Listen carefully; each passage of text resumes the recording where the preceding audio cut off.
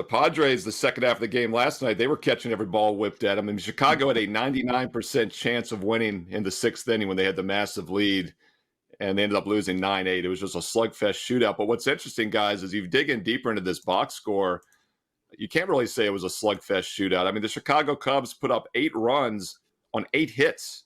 Only 5 guys left on base. So 13 total hits and left on base, and they had 8 runs. I mean, they should have had a lot less than that. So in hindsight, maybe it wasn't a fluke that they went ice cold that second half of the game. And I think that could linger a little bit tonight into this rematch here.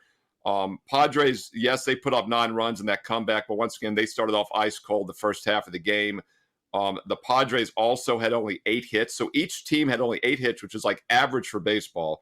Equates to like 4 runs normally. And they put up 17 runs total. So I'm not going to say both offenses are hot. They're not. The Cubs still have single-digit hits now in 4 straight games. Padres have single-digit hits in 6 of their last 7 games.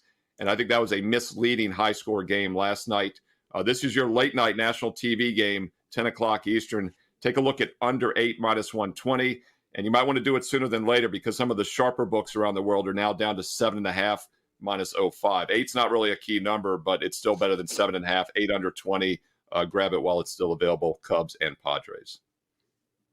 Do you worry at all that we saw both bullpens get used up last night? Certainly both teams use those pens extensively. Would you be interested in the first 5 here because of that? Or is this just a full game? And, hey, you're playing at Petco, so don't worry so much about the unders.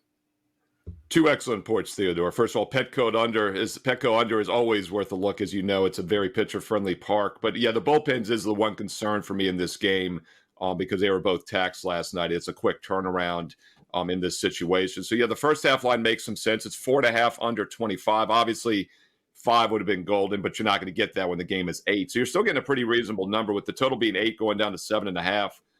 Under 4.5, I think does make some sense. And I would grab that sooner than later as well because I do see a 4 over 20 at one of the sharper international books right now. So it looks like that line is dropping also.